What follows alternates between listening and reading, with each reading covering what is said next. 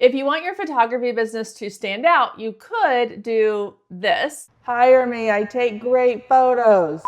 Or you could create some sustainable, simple marketing strategies that are gonna help your business stand out and get noticed by the right people. If that's the option you wanna go with, then this is the video for you.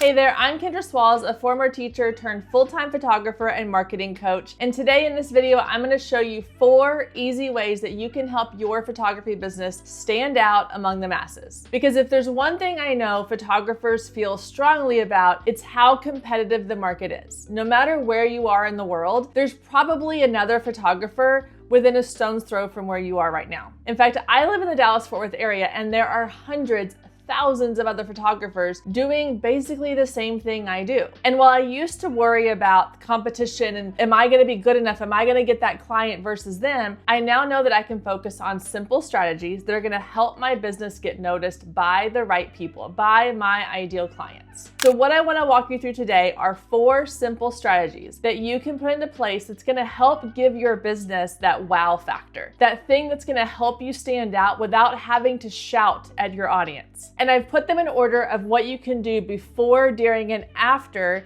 you've actually worked with your client. So let's start at the beginning. Before you ever have a client reach out to you, how can you create an audience of people that are gonna be excited about what you have to offer? Right now, especially in this day and age, everything seems to be digital. And that's great because it's allowed us to create communities. So I recommend to a lot of photographers to start a micro community in your town, in your location. This doesn't have to necessarily be photography based. It could be something as simple as you homeschool your kids, start a homeschool Facebook group, start a group of other moms who are interested in learning about homeschooling or how they can better prepare their kids for the world without putting them in public schools, or homesteading, or healthy lifestyles. Find something that you have in common with your ideal audience, your ideal clients, and create a community around that. If you're not a mom, or maybe you have kids that are grown, create a club or a group around gardening. Create a club or a group around sourdough bread making or recipe sharing, whatever it is that might be something of interest to you. But it needs to be something that's also going to be of interest to your ideal client. So you have to get in that mindset of, where is my audience living? Where are they spending time online before they actually need a photographer? That's one of the key elements in finding your dream clients, is figuring out where they are before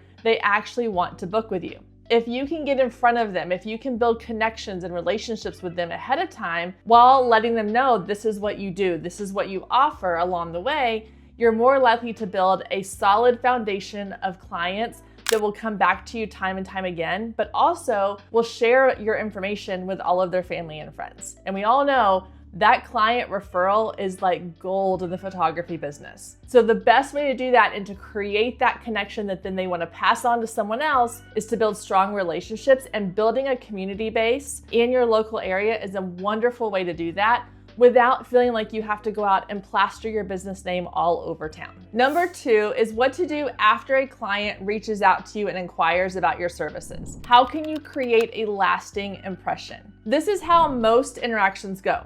A client is interested in what you have to offer, so they send you an email through a contact form on your website. You receive that email and you reply back with another email, or you have an automated response that goes out to them. And you continue this back and forth email conversation until they either decide to book or go somewhere else. That is pretty standard operating procedures for most photographers in this space. So what can you do differently? How can you disrupt that pattern so that you stand out? Because if that client has sent the same email, the same message to 5 different photographers, and 4 out of the 5 respond with a generic email response, it's gonna all start to sound and feel the same. So if you can be the one that disrupts that cycle, that does something different that stands out, you're most likely going to book that client. One of the ways that you can become a disruptor in this space is to personalize your response message. Now, I don't mean personalize as in like, hey Sarah, if that's their name, and you start your email that way.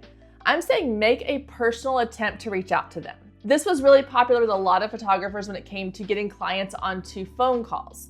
which was really good at the time, but these days a lot of people don't want to get on a phone call. They feel like it creates too much pressure. It feels like a sales call, and you're gonna scare people off if you're like, hey, let's jump on a phone call, because a lot of people aren't phone call people, and that's totally fine. So here's what I've started doing, and this is not anything that's novel or brand new, but it's been a really big game changer in how I connect with my clients before they ever book with me. And I don't have the statistics on this necessarily, but I do feel that I've booked more clients since I've started doing this. And I think it could be in part because of this. So what is it that I'm doing differently? Well, I've started sending personalized videos or voice messages to my potential clients after they reach out. It's nothing crazy. It's super simple. As soon as they send me a message or an email, I will then respond with a quick video message in return or a voice message if I need to. If they've reached out to me via email, I like to send a video link back. If they reach out to me via text because someone has passed my number along to them, I will then respond typically with a voice memo. Now, I don't do anything fancy for this. I don't even necessarily always fix my hair or put on any makeup or change what I'm doing or what I'm wearing. I will do it while I'm walking into a store or while I'm sitting in my car during school pickup, or when I'm just here around the house doing things around the house or working during the day. It doesn't have to be anything super produced. Here's an example of a video that I might send to a potential client.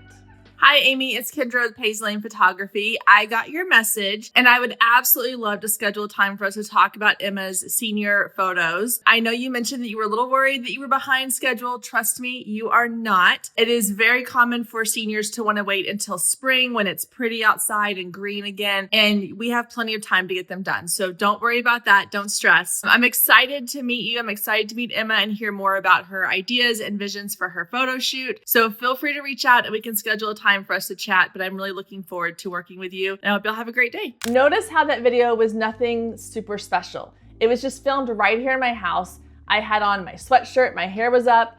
I was just sending a quick message to let her know I received her message. I recognized and acknowledged some of the things that she said in her email to me. And then I invited her to get in touch with me in order to set up our next appointment or schedule her session. That simple 30-second video can make a really big impact on your clientele feeling connected to you. And I noticed I've said this word quite a bit so far, and that is connection. This is the deciding piece between what makes your business stand out between every other photography business on the internet. You are building connections with people. And when you have a personal connection with someone, or at least it feels like you have a personal connection with someone, you're more likely to want to hire them.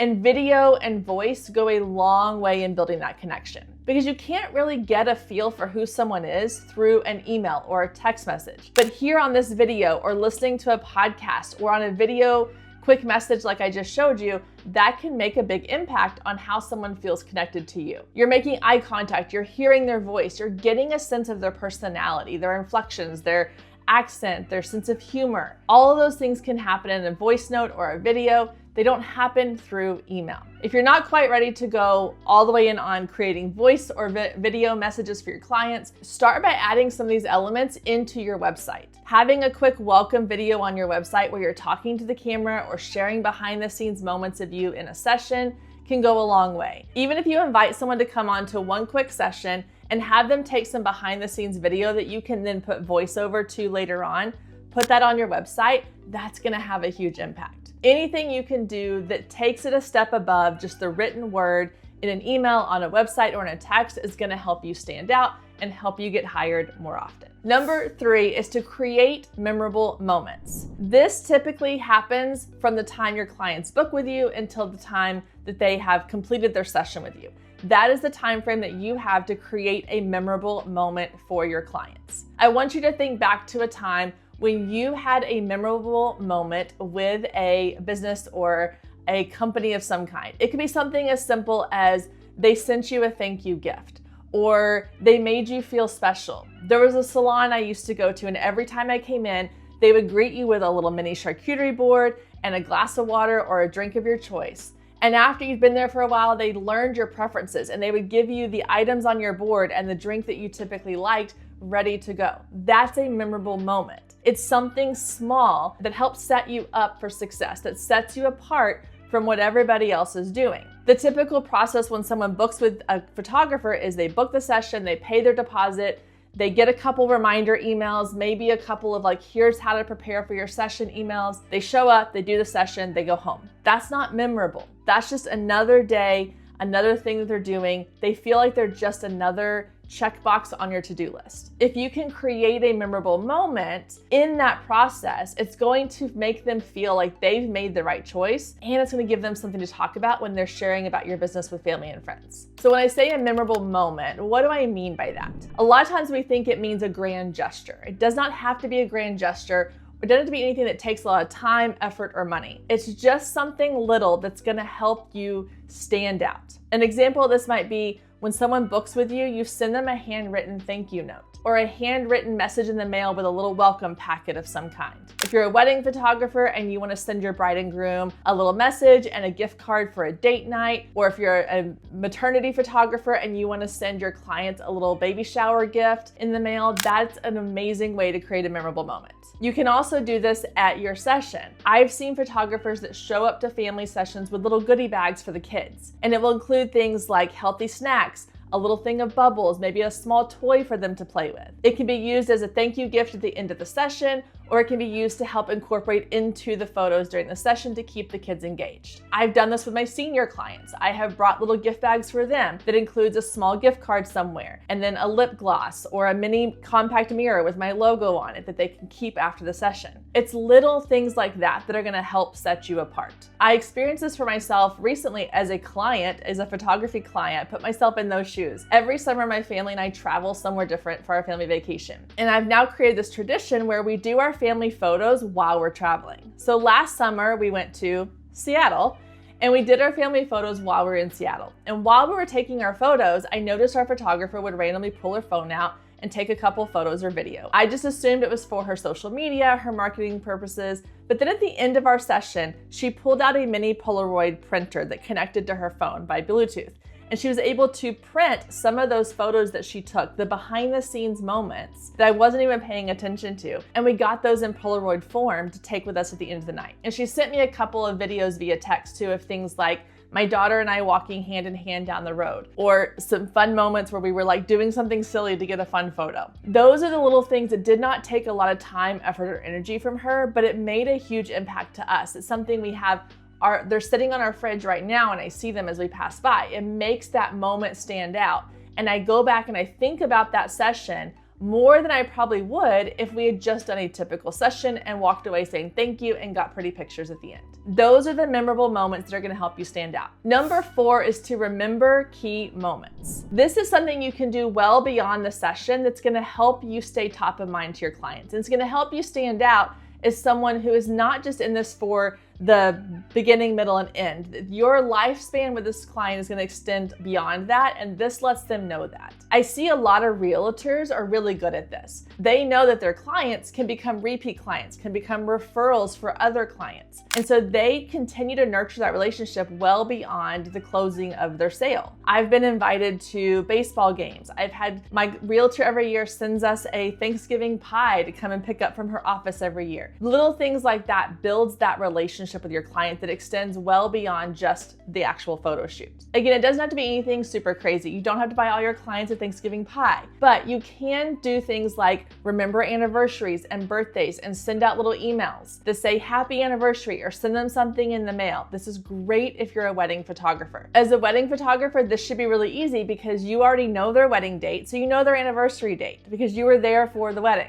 So set a reminder in your client management system or a reminder on your calendar, and a week before their anniversary, make sure to send them an email or a handwritten note or a little anniversary gift saying, I hope you have a wonderful anniversary, here's a gift from me. You could even offer them a small discount on any future sessions they decide to book with you. This could lead to a lasting relationship of them wanting to do couple sessions, family, maternity, newborn, all the things that go through the rest of their lives together with you. If you're a high school senior photographer, remembering graduation dates or birthdays or homecomings and sending out little notes of thank you or congratulations goes a long way. Again, this is not a huge thing and it shouldn't take up a ton of time. You can probably find programs that will even help you automate this process. But if you can just have that ongoing relationship where it's not, I've given you your photos, now we're done. You continue that relationship and that journey beyond that. That's gonna help you stand out. And that's gonna be what helps them to come back to you, and that's what's gonna help them want to refer you to their family and friends. So those are 4 simple things that you can do and you can implement into your processes, your workflows, that can help you really stand out as a photographer in your space. No more worrying about, are my prices too high? Are they too low? Am I loud enough on social media? You don't have to be loud in order for your marketing to stand out. You just have to be intentional and you have to create memorable moments your audience and your clients are going to love and want to talk about. If you found this video helpful, I would love for you to click that subscribe button and make sure you hit the bell so you get notified when new videos go live. And don't forget to send this to a friend. If you found this helpful, I'm sure some other photographer out there is gonna find it helpful as well. So share the love, send it to a friend, post it to your social media or share it in a Facebook group and let everybody know that you plan to help build your business through the strategies we learn here on the Girl Means Business channel. Thank you so much for tuning in and I will see you again soon.